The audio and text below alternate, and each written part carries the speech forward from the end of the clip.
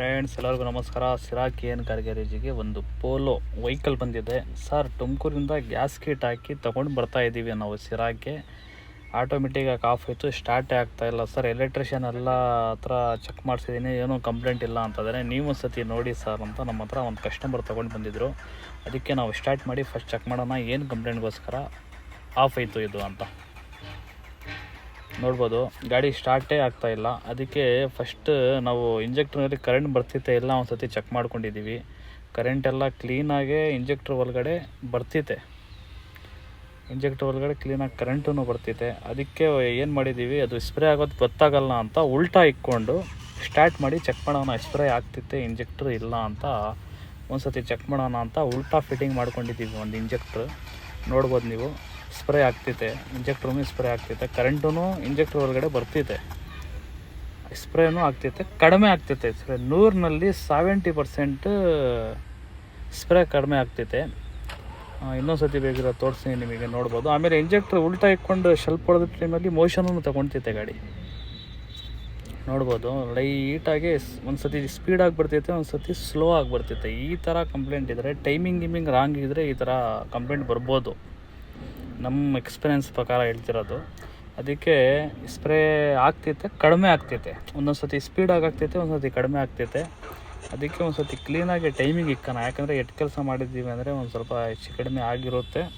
ಅದಕ್ಕೆ first timing ನೋಡೋಣ. ಇದು ಕ್ರ್ಯಾಂಕ್ ಶಾಫ್ಟಿಂದು ಮೇಲ್ಗಡೆದು ಶಾಫ್ಟಿಂದು ಟೈಮಿಂಗ್ ಇದು. ಆಮೇಲೆ ಇದು ಆಯಿಲ್ ಪಂಪ್, ಡೀಸೆಲ್ ಪಂಪಿಂದು ಟೈಮಿಂಗ್ ಇದು, ಅದೂ ಓಕೆ ಇದೆ. ಆಮೇಲೆ ಮೇಲ್ಗಡೆ ಹೆಡ್ಡಿಂದೂ ಓಕೆ ಇದೆ. ಕ್ರ್ಯಾಂಕಿಂದು ಒಂದು ಸತಿ ನೋಡೋಣ. ನೋಡಿ, ಕ್ರ್ಯಾಂಕಿಂದು ಐತಲ್ಲ, ಒಂದು ಹಲ್ಲು ಡಿಫ್ರೆಂಟ್ ಇಕ್ಕಿದ್ದಾರೆ. ಒಂದು ಹಲ್ಲು ಡಿಫ್ರೆಂಟ್ ಇದ್ರೂ ಈ ಥರ ಕಂಪ್ಲೇಂಟ್ ಬರೋದು ಚಾನ್ಸಸ್ ಇರುತ್ತೆ. ಅದಕ್ಕೆ ನಾವು ಒಂದು ಸತಿ ಕ್ಲೀನಾಗಿ ಒಂದು ಸತಿ ಟೈಮಿಂಗ್ ಬಿಚ್ಚಿ ಒಂದು ಸತಿ ಕ್ಲೀನಾಗಿ ಟೈಮಿಂಗ್ ಇಕ್ಕೋಣ. ನಮ್ಮ ಟೈಮಿಂಗ್ ಒಂದು ಸತಿ ನೋಡ್ಬೋದು ನೀವು. ಕ್ರ್ಯಾಂಕ್ ಮೇಲ್ಗಡೆ ಶಾಫ್ಟಿಂದೂ ಕರೆಕ್ಟ್ ಇದೆ, ಆಯಿಲ್ ಪಂಪ್ ಡೀಸೆಲ್ ಪಂಪಿಂದೂ ಕರೆಕ್ಟ್ ಇದೆ. ಆಮೇಲೆ ಕೆಳಗಡೆ ಮೇನಿಂದು ಒಂದು ಸತಿ ತೋರಿಸ್ತೀನಿ, ಅದೂ ಒಂದು ಸತಿ ನೋಡ್ಕೊಳ್ಳಿ ಯಾವ ಥರ ನಾವು ಇಕ್ಕಿದ್ದೀವಿ ಅಂತ.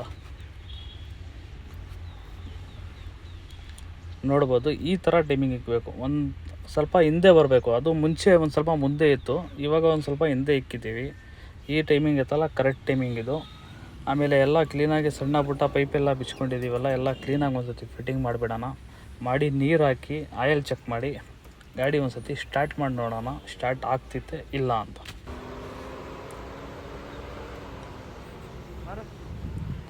ಎಲ್ಲ ಹಿಟ್ಗಿಟ್ಟೆಲ್ಲ ಮಾಡ್ಕೊಳ್ತಾ ಇದ್ದೀವಿ.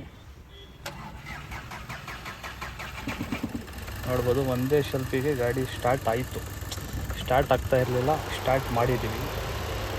ಆಮೇಲೆ ಇನ್ನೂ ಸಣ್ಣ ಪುಟ್ಟ ವೈರಿಂಗಿಂದೂ ಇಶ್ಯೂ ಇದೆ, ಎಲ್ಲ ಸ್ಯಾಲ್ಡ್ರಿಂಗ್ ಮಾಡಿಬಿಟ್ಟಿದ್ದಾರೆ. ಅದೆಲ್ಲ ಮಾಡಬಾರ್ದು ಈ ಗಾಡಿಯಾಗೆ.